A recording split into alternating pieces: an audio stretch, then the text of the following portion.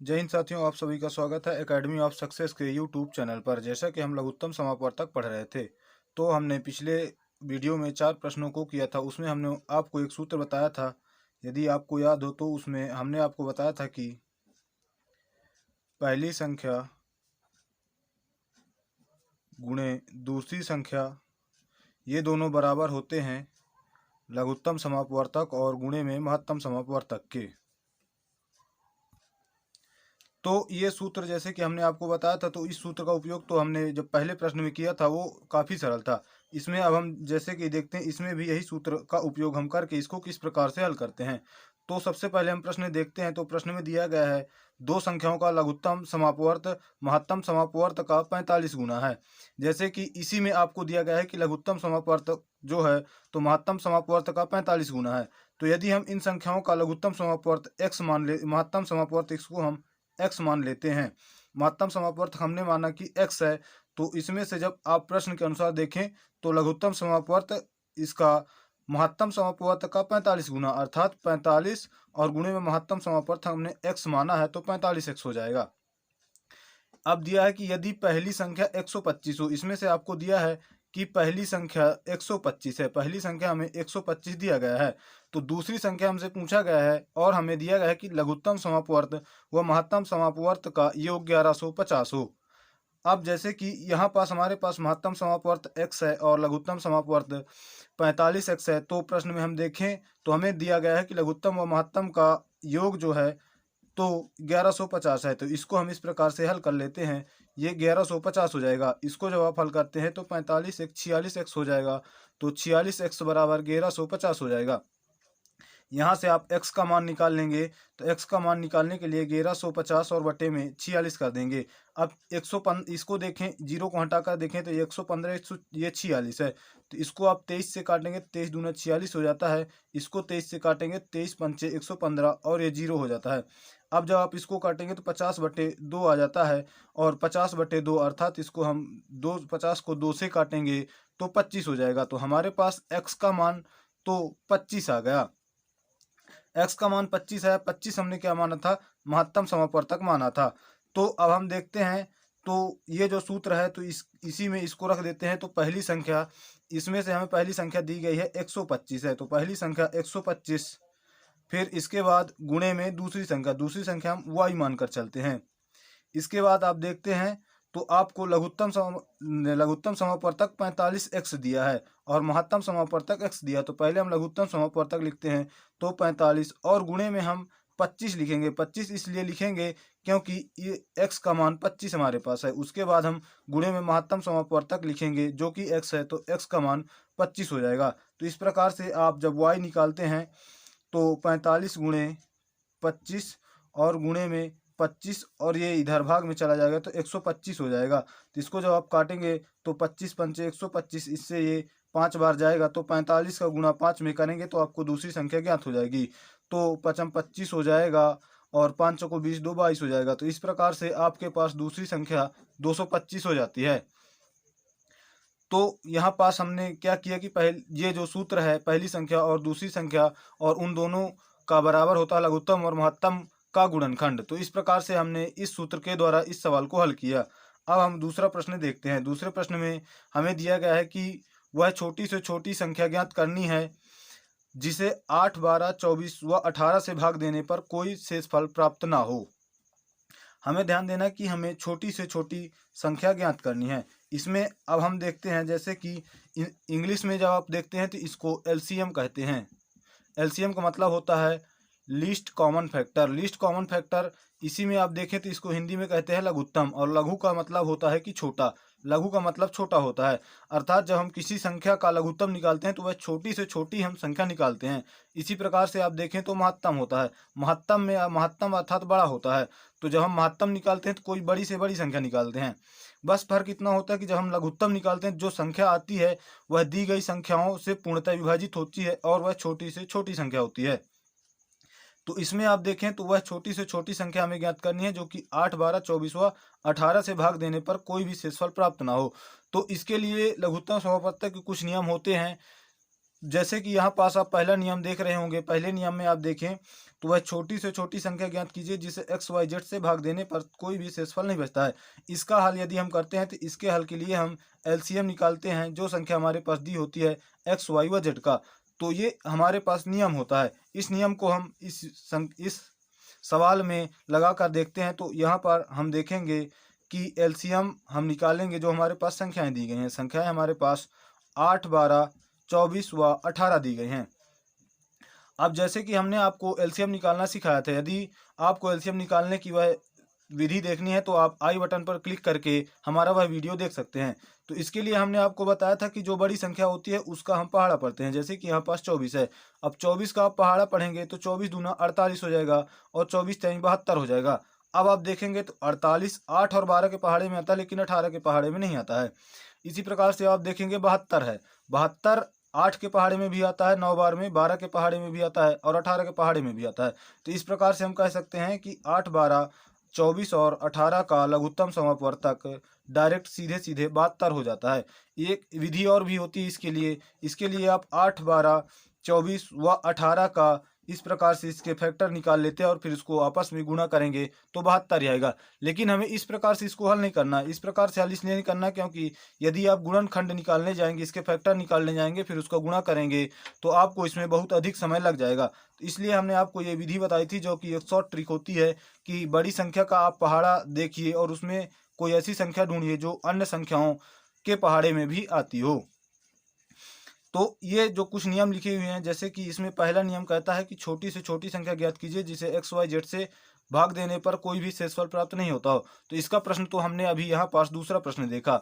अब इसी में हम देखते हैं कि दूसरा नियम क्या कहता है। तो दूसरे नियम में आप देखें तो वह छोटी से छोटी संख्या जिसे एक्स वाई जेड से भाग देने पर प्रत्येक दशा में शेषफल आर प्राप्त होता हो। तो इसके लिए हम क्या करते हैं कि इसके लिए जैसे कि यदि आपको 4 को भाग देना है और 2 से भाग देना है, तो जब 2 को आप 4 को 2 से भाग देंगे तो 2 दूनी 4 हो जाएगा और आपके पास शेषफल 0 बचेगा। लेकिन वहीं यदि आप 5 को भाग देते हैं 2 से तो आपके पास शेषफल 1 बचता है। तो कहने का मतलब ये है कि यदि आप 1 को इसमें जोड़ देते हैं 4 में तो आपके पास जो आता है वह 2 से पूर्णतः विभाजित हो जाता है और उसके बाद शेषफल 1 बचता है। 4 में यदि आप जोड़ते हैं तो 5 हो जाता है, 4 में 1 जोड़ेंगे तो 5 होगा, जिससे कि आपको शेषफल 1 प्राप्त होगा। अर्थात यदि हम किसी संख्या के एलसीएम निकाल के उसमें उतना जोड़ दें जितना कि हमें शेषफल लाना है, तो इस प्रकार से ये नियम हमारे पास प्रूफ हो जाएगा। तो अब इस नियम का हम प्रश्न देखते हैं। उसके पहले यदि आपको यह वीडियो पसंद आ रहा हो तो हमारे वीडियो को लाइक और शेयर करें और हमारे चैनल को सब्सक्राइब जरूर कर लें और इसी प्रकार से हमसे गणित सीखते रहें। तो अब इसमें हम देखते हैं कि प्रश्न क्या बोल रहा है। इसमें आप देखेंगे कि वह छोटी से छोटी संख्या ज्ञात कीजिए जिसे 10, 15 व 18 से भाग देने पर प्रत्येक दशा में 5 शेषफल बचे। तो जो दूसरा नियम था उसका नियम यह कहता है कि एक्स वाई जेड का आप एलसीएम निकाल लीजिए, एक्स वाई जेड का एलसीएम निकाल लीजिए और जो भी आपका शेषफल दिया होता है उसे जोड़ दीजिए। ये जो हमने दूसरा नियम देखा था, दूसरा नियम हमने क्या देखा था कि एक्स वाई जेड को हमें भाग देना है और प्रत्येक दशा में आर शेषफल प्राप्त होता है, ऐसी हमें संख्या कोई ज्ञात करनी है। तो इसके लिए नियम होता है कि एक्स वाई जेड का एलसीएम निकाल करके जो भी शेषफल हमें निकालना है उसको हम जोड़ देते हैं। जैसे कि यहाँ पास 5 दिया गया है, एक्स वाई जेड का आप मान देखेंगे 10, 15 व 18 दिया गया है। तो अब हम 10, 15 व 18 का एलसीएम निकालेंगे। तो एलसीएम में आप देखें तो 18 का पहाड़ा आप पढ़ेंगे, तो 18 का पहाड़ा यदि आप पढ़ते हैं तो आप देखें यहाँ पास 10 है। तो कोई ऐसी संख्या जिसके इकाई के अंक में 0 हो वही संख्या 10 से पूर्णतः विभाजित होती है। तो 18 पंचे 90 हो जाता है। जब 18 में आप 5 को गुणा करते हैं तो 18 पंचे 90 हो जाता है और यह ऐसी संख्या जिसके इकाई के अंक में 0 है। तो आप देखें तो 10 का पहाड़ा 9 बार पढ़ेंगे तो 90 हो जाएगा और 15 का पहाड़ा 6 बार पढ़ेंगे तो 90 हो जाएगा। अर्थात हम ये कह सकते हैं कि इन तीनों संख्याओं का एलसीएम 90 हो जाता है। लेकिन प्रश्न हमसे बोला है कि हमें शेषफल प्रत्येक दशा में 5 शेषफल प्राप्त होना चाहिए। तो 90 में यदि हम 5 जोड़ देते हैं तो हमारे पास उत्तर 95 हो जाता है। ये एक्स वाई जेड का एलसीएम हमने निकाला तो 90 आया, फिर आर जो है तो 5 हो गया, तो 90 और 5 कर दिए तो 95 हो गया। अब यदि आप 95 को 10, 15, 18 किसी भी संख्या से भाग देते हैं तो आपको प्रत्येक दशा में 5 शेषफल बचता है। जैसे कि यदि हम इसी को रीचेक करना चाहें तो 95 को यदि आप 15 से भाग देते हैं तो 15 छक्का 90 हो जाता है और इस प्रकार से आपके पास 5 शेषफल बचता है। इसी प्रकार से यदि आप 18 से भाग देते हैं 90 को 95 को यदि आप 18 से भाग देते हैं तो 18 पंचे 90 हो जाता है और आपके पास 5 शेषफल बच जाता है। तो इस प्रकार के सवालों के लिए ये कुछ नियम होते हैं जिन्हें आपको ध्यान रखना होगा। अब आप देखें XYZ के एलसीएम हमने निकाला और जो भी शेषफल हमें निकालना होता है वो उसको हम एलसीएम में जोड़ देते हैं तो हमारे पास उत्तर हो जाता है। इसी प्रकार से तीसरा नियम भी होता है। तीसरे नियम में हम देखते हैं कि वह छोटी से छोटी संख्या ज्ञात करनी है जिसे XYZ से भाग देने पर क्रमशः शेषफल A, B व C बचे। कहने का आशय है कि यदि हम x से उस संख्या को भाग दें तो शेषफल A आए, y को उस संख्या से भाग दें तो B आए और z को भाग दें तो C आए। इस प्रकार से इसको हम अब देखते हैं कि इसको हम किस प्रकार से हल कर सकते हैं। तो जब भी आपको इस प्रकार का दे कि हमें x से भाग देने पर शेषफल a बचे, y से भाग देने पर b और z से भाग देने पर c शेषफल बचे, इसके लिए यह नियम होता है कि जो भी शेषफल हमें दिया होता है जैसे कि x माइनस a हम करते हैं तो हमारे पास जो इसका परिणाम होता है वह i बचता है। इसी प्रकार से जब आप y माइनस बी करेंगे तो i बचेगा, z माइनस सी करेंगे तो i बचेगा। इसके बाद हम क्या करते हैं कि XYZ का एलसीएम निकाल के जो भी i हमारा आता है उसे हम घटा देते हैं।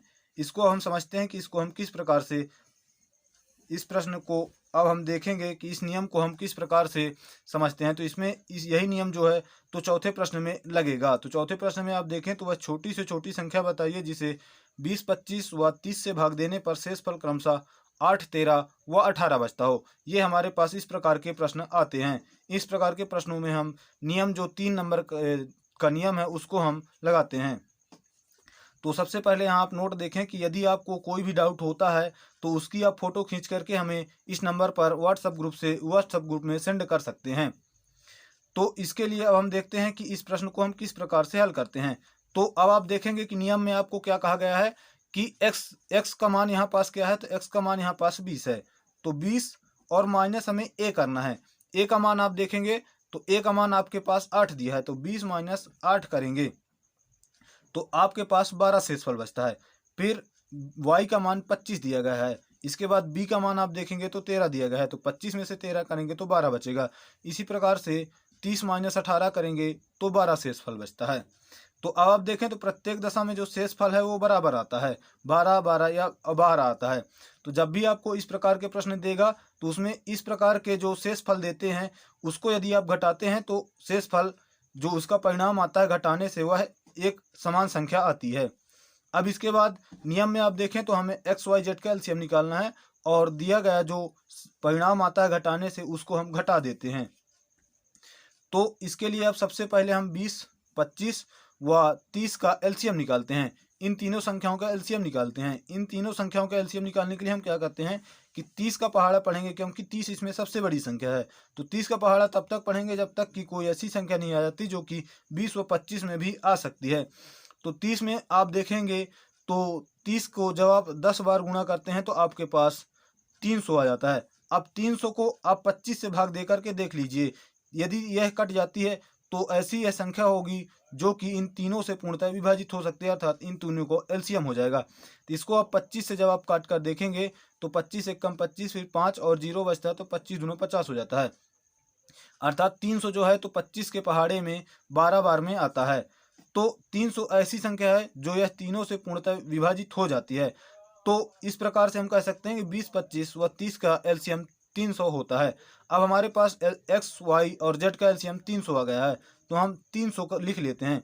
इसके बाद हमें i को घटाना है। i हमारे पास वह संख्या होती है जो तीनों संख्याओं में से a, b व c को घटाने पर जो कि शेषफल बचना चाहिए उसको घटाने पर जो संख्या तीनों बार में समान आती है वही हमारी i होती है। i यहाँ पास 12 है क्योंकि तीनों में 12 शेषफल बचता है। तो 300 में जब आप 12 घटाते हैं तो आपके पास 288 शेषफल बचता है। तो इस प्रकार से हम कह सकते हैं कि 288 ऐसी संख्या है जिसमें आप 20 से भाग देंगे तो आपके पास 8 शेषफल बचेगा, 25 से भाग देंगे तो 13 और 30 से भाग देंगे तो 18 शेषफल बचता है।